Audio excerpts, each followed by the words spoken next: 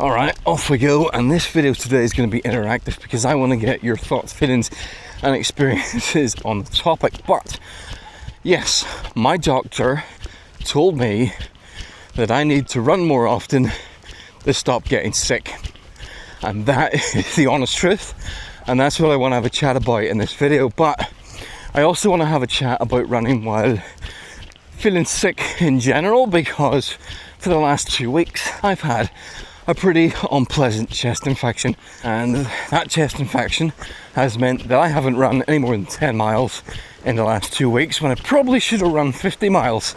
It's and you can hear I'm still not entirely over it. I think I'm pretty much over it, but I'm still a little bit gunky, but it's not the bad gunk. It's, you probably don't want to hear about this.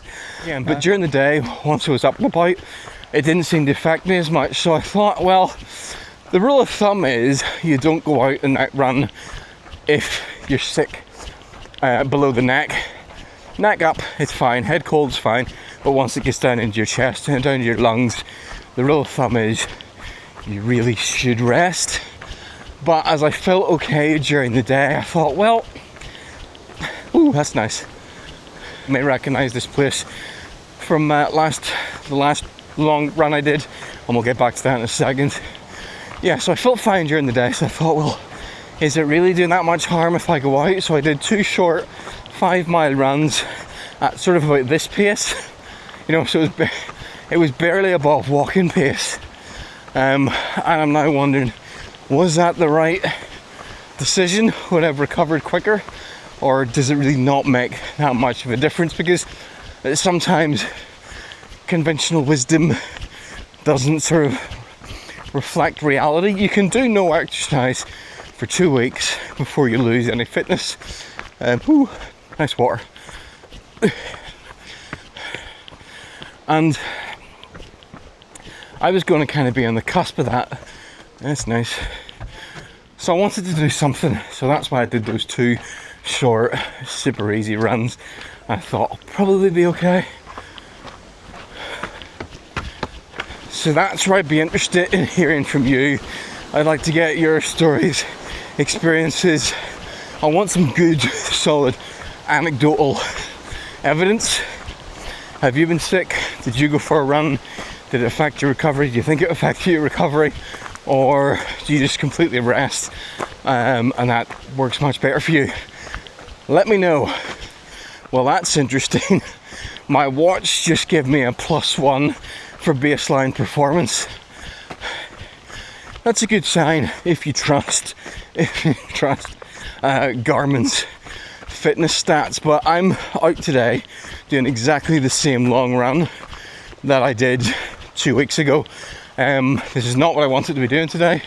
I want to be up in the mountains doing something further and higher, but I need to know how those 2 weeks, or I want to know how those 2 weeks of being sick have affected my running. So I'm out doing a 13-mile run through Tollymore Forest Park. It's pretty hilly, it's pretty beautiful, and it is warmer today, so that might affect me as well. But we'll see how I get on at the end. I'll let you know how different this was from the first time. There's a group of people over there with bike helmets on, which is fine, but there's no bikes anywhere nearby. What are they doing?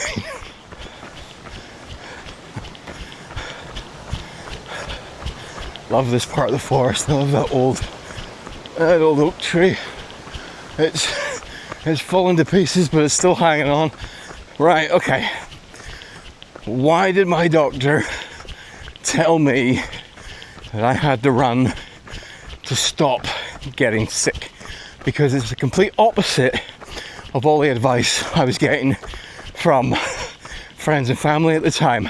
By the way, if you're interested in sort of the kit I use or the fuel I'm using, have a look down in the description, because they've got a few links there to some of my preferred kit, and that includes some brands which are now actively supporting this channel one way or the other. I've got discount codes for some of them, so you can go down and have a look. If you are interested, today I'm fueled by Tailwind, which is like a powdered energy drink mixed with your soft flask, but 200 calories per bottle. I'll be aiming to drink one of those 500 mils every 30 minutes to 45 minutes. It's quite warm today. Oh, and I've got a pure clear soft flask water filter that I'll be using to gather and filter water with me as I go, because otherwise I would need to be carrying at least 2 litres of water today, and why carry an extra 2 kilos if you don't need to? My hat comes from Harrier Trail Running. I really like this hat. You're going to see it a lot. Shoes I'm wearing today are the Topo Athletic Terra Adventure 4 or Ultra Adventure 4. I can't remember. I'll put it down in the description.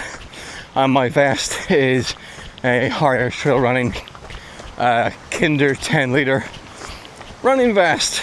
There's the trail skin balm that I've been putting on my feet to stop me getting blistered, which I found to be highly effective. And I nearly forgot the headphones I'm wearing today. These are the Shocks Open Swim Pro. I normally run wearing the Open Run Pro because they've got the best audio quality. But these headphones, these are fully waterproof. You can go swimming with these, so they cover you for pretty much any activity. The Open Run Pro are kind of rainproof, but you wouldn't want to submerge them. Whereas these, take them swimming no problem. Plus, they have a built-in MP3 player, so I've loaded up some of the music from Epidemic Sound, which is the library I use for my videos. So I'm currently jogging along, listening to some of my own channel's greatest hits.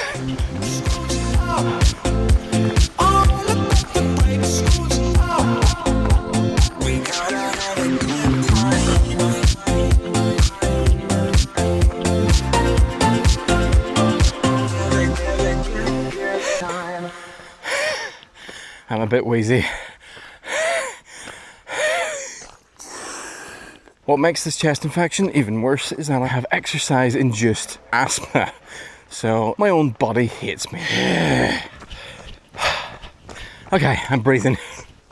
I'm breathing better now. Right, so let's talk about the reason my doctor told me I needed to run more to stop getting sick. This all goes back to 2019, to the start of the old COVID pandemic.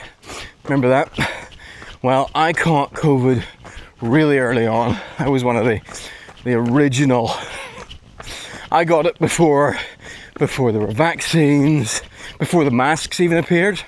I got it really early on, and completely lost my ability to taste. And I got it so early that losing your ability to taste wasn't even a recognised symptom at the time. So I didn't actually think I had COVID until nearly a year later, when I took part in a university study who sampled my blood to check antibodies and said, you probably had it, but it was so long ago they couldn't be conclusive. Yeah, I couldn't taste. And then subsequent to that, I discovered that my asthma, which showed its face right on time, sort of came back with a vengeance, and it meant I couldn't do any kind of strenuous running. All I could do was run sort of relatively flat surfaces. Once I got into hills, it was just a burning fire in my chest, and the inhaler didn't really help that much. So that led to the decline of me running as much and exercising as much. And I feel like, I don't know if I had long COVID or what it was, but anyway, on average over the 2 years, it was probably about once a month. But there was a 6-month period, and this is where everything came to a head. This is where I finally tried to get some help. There was a 6-month period where I was getting sick every 2 weeks, at least every 2 weeks. I would get sort of general headaches and feel a bit feverish and oh! Smacked myself in the thigh with that bar. Right. I was getting not feverish, but just feeling slightly. Do you know that feeling you feel before you're gonna have a fever? Well, I felt like that a lot. And I would get it for 2 days, just low energy, slight feverish, aches, pains, the whole body would just feel generally weak. But it wouldn't ever get any further than that. It just disappeared. And that happened every 2 weeks at least for, I think, around 6 months. And I was just scunnered with it. I thought I thought I might have had Lyme disease. That was one of the options. I thought maybe I could have had CFS, chronic fatigue syndrome, ME, also come up because my dad had that. So that kind of scared me a bit. And he had it about the same age I was at the time. And then there were other kind of, yeah, don't Google your symptoms is good advice for a reason. At the same time as this, a lot of stuff was changing in my life in general, especially to do with YouTube. YouTube wasn't taking off the way it has in the last year, but I was like fully committing to it. I was publishing one video a week, but because I really wasn't making that much money from YouTube, I was also doing client projects. And some of those client projects would take, you'd shoot something that could take months of feedback to get stuff done. Commercial video production is what I did. Online, TV advertising, what have you. I was pretty good at Christmas ads. So I was essentially juggling 2 jobs at the same time. So that was the backdrop, but kept getting sick.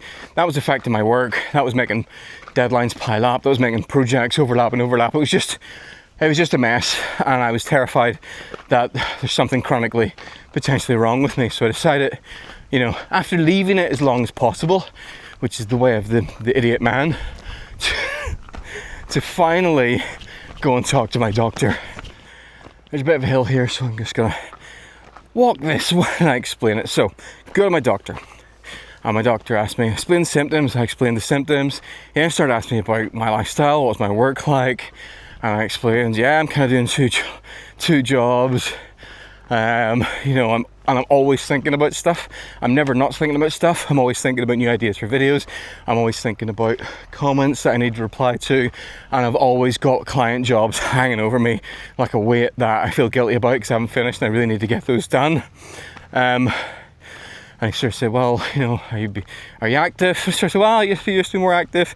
Haven't been so often. I feel like I had a bit of this ask me thing. And I don't have time to run as much. You could probably see where this is going. And he also asked me about my personality as well, because around this time, a few people around me had been suggesting that I might have ADHD, which I was really, really reluctant to investigate because it seemed like it was just a trend at that point. Like everybody and their granny had ADHD. So I was quite resistant to that idea, even though honestly it would explain a lot of stuff from my childhood and how my mind works now. My mind is always chaotic, always active. There's always things fighting for attention, and I can never, anyway. So the doctor said was, okay, here's what I think the problem is. You are constantly stressed. And I didn't feel stressed. I thought I'm someone who doesn't get stressed. I'm that person who keeps their head when everyone around them is falling apart, or whatever that poem is. It's a great poem. So I thought I was that person. I didn't really get stressed. I never really got what I would call depressed. I maybe get like a day or two you feel low the way everybody does, but mentally fairly stable. But not everybody who's stressed, it affects them psychologically. Some people, it affects them physically. And what happens when you're stressed constantly? And stress doesn't mean bad things are constantly happening. It can just mean you've got a lot going on in your life. You can get stressed from lots of positive stuff. Even going outdoors could give me stress. If I decided I want to go outside every single day, and then that became a pressure, where I'm pressurizing myself to go outside every day and I feel guilty if I don't, that can become a stress. So even positive things become a stress. But I just had so much stuff going on in my life. 2 jobs, unlimited comments. I was spending 7 hours a day at that point replying to comments. There's somebody's just having a pee up there, so I'm going to pause for a sec. Well, that's awkward. I'll just let them. I saw a man standing in the path, just ahead there, looking a bit sheepish. 2 seconds later,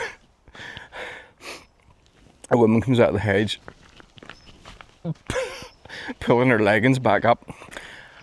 I don't want to meet these people and make eye contact with them, so I'm just I'll let them go on ahead. Yeah, so when you're stressed, your body releases cortisol, and it's a good thing for some reasons. I can't remember what those are. I think it like raises your heart rate and gets you ready for action. But basically, I was constantly stressed. My body was constantly flooded with cortisol, and one of the side effects of that is that when your body is constantly flooded with cortisol, it suppresses your immune system.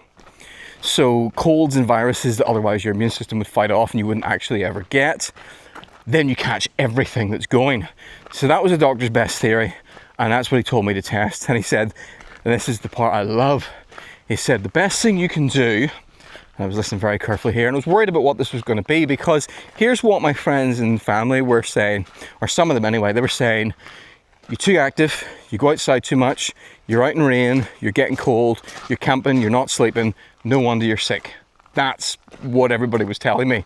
And what the doctor said was, the best thing you can do is, if you go outside more, if you run more, if you hike more, if you're active, if you do like more endurance sports and stuff like that, that can help bring down your cortisol levels, and it can help calm you down. And that's exactly what I did. I started regularly exercising again, I started running again, and within a month, wasn't getting sick anymore. And I didn't get sick for, I think it was only a year. I wasn't sick at all. Now, the last year, I've been sick a couple of times. I think that's because I've let that stress back into my life again from saying yes to too many things.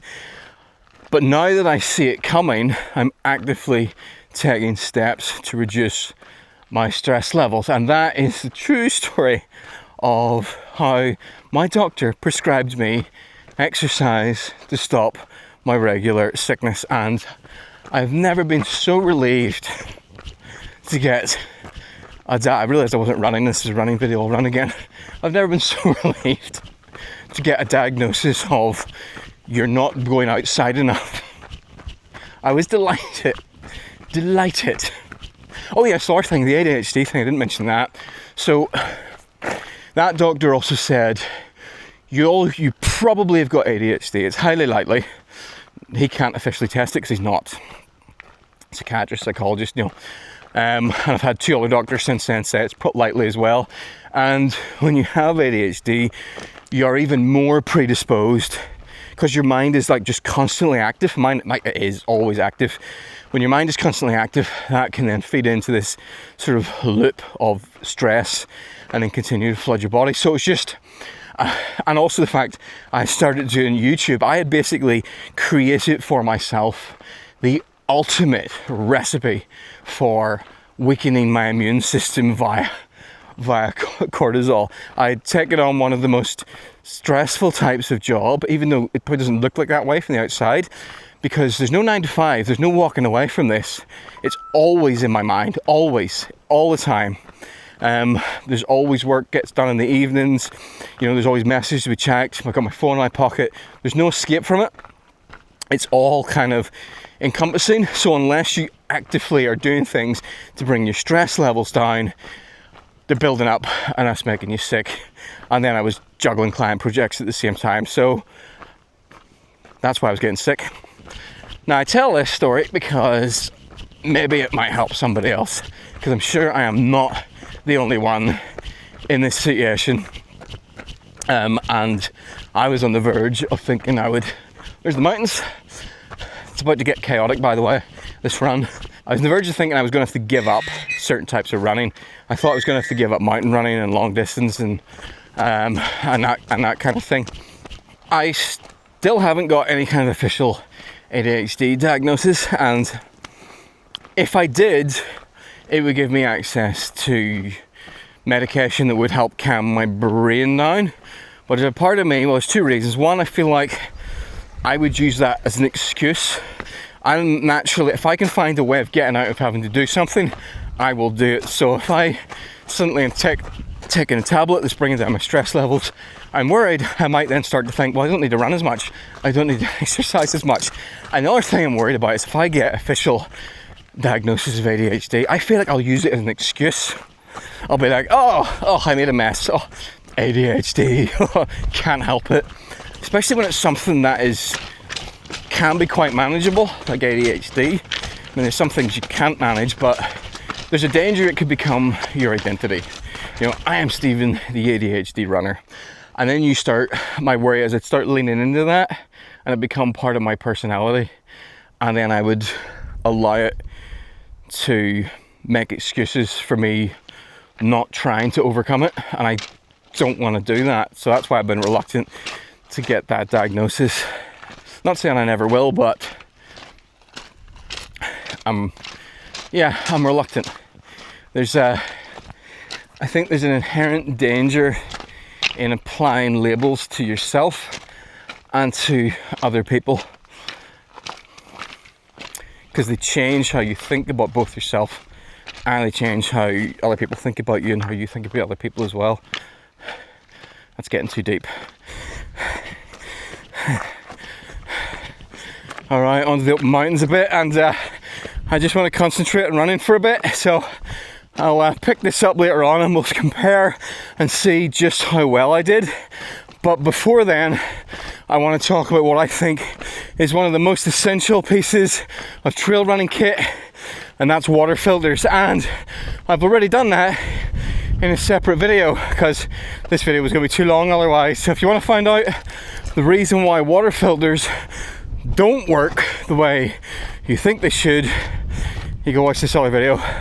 And I'm also going to do more of a deep dive comparison between the filter I feature in that and some other water filters over my main channel, Stephen J. Reid, and that'll be in a couple of weeks. So if you're interested in water filters, you can go over, check my main channel and check that other video. Right, let's do some running. I'm a little bit angry right now. I've just finished making a little video about water filters there, so yeah, you can go watch that if you're interested. But nearly did it again. I paused my watch up at the turning around point, just because I wanted to stop for 5 minutes and organise some of my kit for making the video. So I didn't really want to count that. And I met some people. So someone who, a subscriber, ended up chatting to him for 5 minutes. And then I forgot to start my watch again. So I've lost the last mile. I think I've lost a mile. Not 100% sure. So my watch says I've run 4 miles, but I've actually done 5. So that's going to get confusing towards the end. Hi, sheep. I'm nearly back into the forest. This is high tech.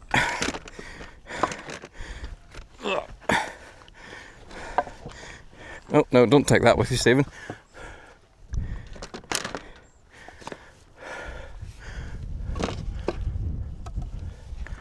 That seems secure. Ah. Well, that's my feet soaking.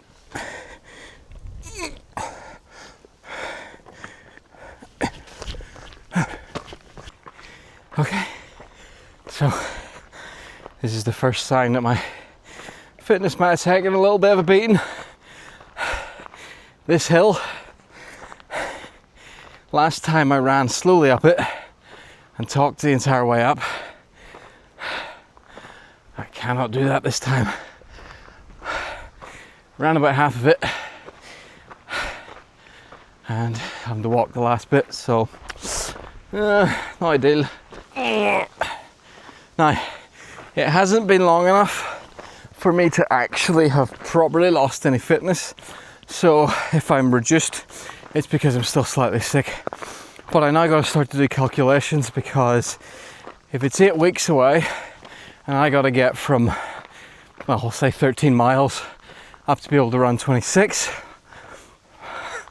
Right, if we're adding 10% each week, which is kind of the rule of thumb, regardless of how this finishes, we'll say this was 13 miles and then next week I'll try and do what I should have been doing. But say 13.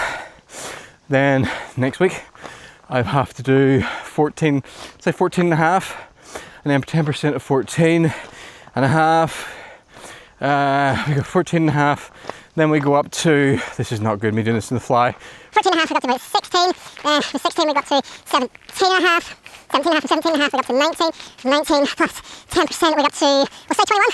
That's 3 more sessions left. From 21 we then got to say 23 and a half. 23, we'll go up to 25. Oh, actually, there is enough time for me to build up to 26 miles, just adding 10% a week. So all hope is not lost.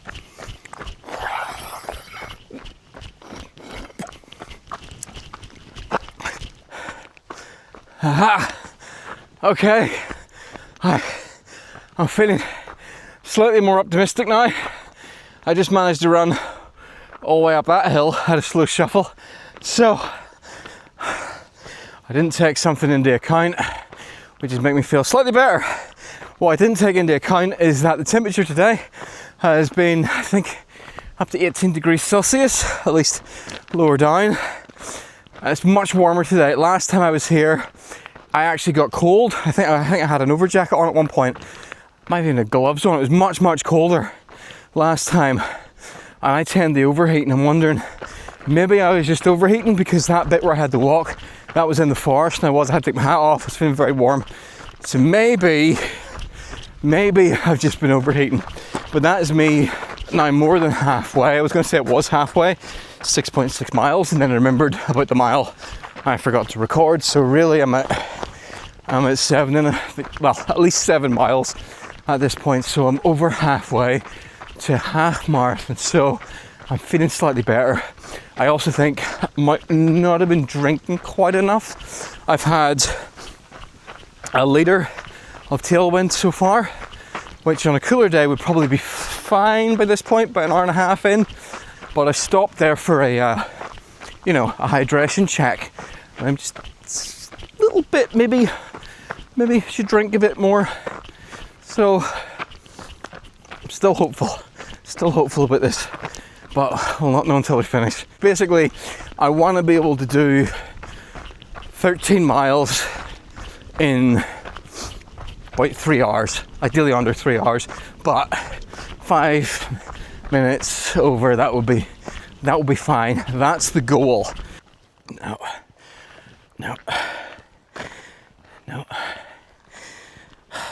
I'm walking. I don't know if it's a lack of energy, which it can't really be. I'm well hydrated. I've been fueling fine. The heat is pretty warm, or just the fact I'm still a bit sick. I think it might be the third option. Ran all the way down from the top, that was fine. On the flat, that was okay. Started climbing again, I'm just not feeling great. It's not just, I feel like I'm a bit woo. So I think I'm just gonna not risk it. Gonna listen to my body. I'm just gonna walk. I'm just gonna hike back. I mean, I've run over 8.5 miles. This is pretty good. By the time I get back to the van, I think I've got, even if I take the shortest route back, I've still got another mile or so to go. My pace was pretty good. I just feel like all of a sudden I just don't feel great, and yeah, it's been pretty disappointing today. But go away, flies. It's not been disappointing. I've been sick for 2 weeks and I still went out and ran a solid nearly 9 miles. That is not nothing. That is not nothing.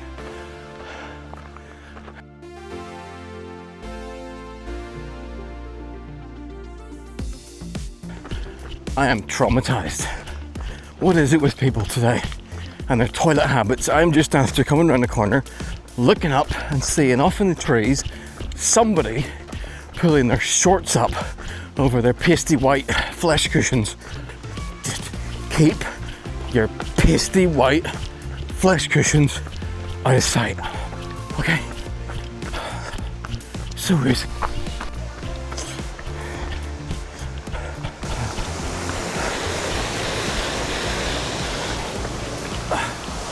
"10 miles in 2 hours and 23 minutes.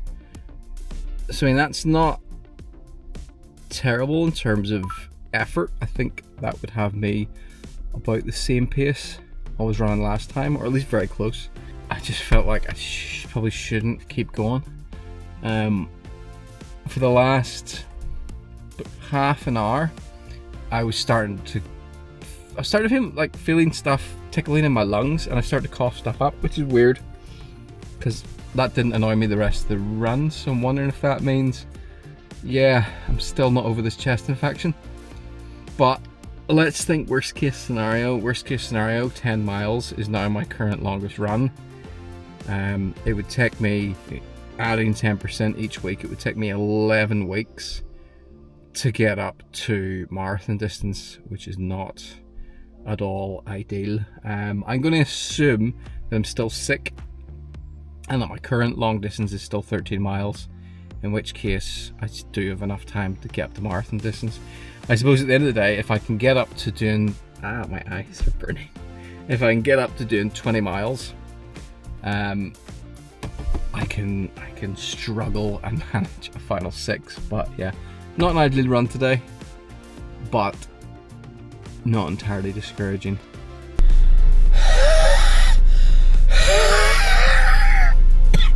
And that's what my breathing's like after that run, so yeah. They should have taken the inhaler again.